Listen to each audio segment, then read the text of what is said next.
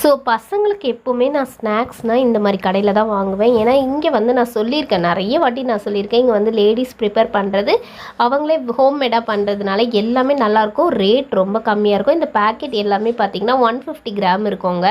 ஆனால் வந்து எல்லாமே 30 ருபீஸ்ன்னு தான் சொல்லுவாங்க. நமக்கு கடையில் வாங்குறதுக்கும் இங்கேயும் நமக்கு ரொம்பவே வந்து காசு வந்து கம்மியாக இருக்கும், பொருளுமே நல்லாயிருக்கும். அந்தளவுக்கு எந்த ஒரு கலப்படமும் இவங்க பண்ணவே மாட்டாங்க. அதாவது கலருக்கு சேர்க்கறது அந்த மாதிரிலாம் எதுவுமே சேர்க்க மாட்டாங்க. நீங்கள் வேணால் பாருங்கள், எல்லாமே நேச்சுரலாக தான் இருக்குமே. நம்ம வீட்டில் எப்படி செஞ்சால் டேஸ்ட் இருக்குமோ அதே போல் தான் இருக்கும். 30 ருபீஸ் பேக்கெட்டு 150 கிராம் இருக்கும். ஆனால் நம்ம பேக்கரியில் வாங்கினா 100 கிராமே 30 ரூபான்னு சொல்லுவாங்க. பார்த்துருக்கீங்களா? ஒரு ஓம்பிடி ஆகட்டும் எதாக இருந்தாலுமே சொல்கிறேன்.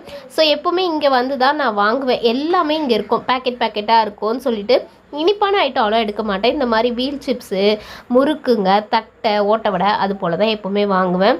ஸோ நான் வாங்குகிற பொருள் எல்லாமே வந்து பார்த்து வாங்குவேன். குவாலிட்டியும் நல்லா இருக்கும். இவங்கக்கிட்ட பழசெலாம் கொடுக்க மாட்டாங்க. ஏன்னா இங்கே ரெகுலராக போவேன், அதனால் அந்த அக்கா எனக்கு எல்லாமே நல்லா தருவாங்க.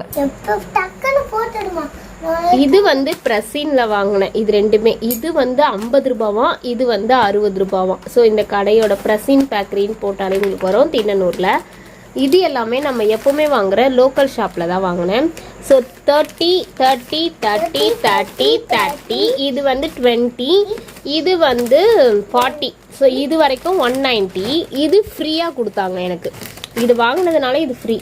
இவ்வளோ பொருளும் 190க்கு வாங்கினேன். இது 2, இது கூட ஒரு பப்ஸு ஒரு கேக் வாங்கினேன். 170 ஆச்சு டோட்டல்.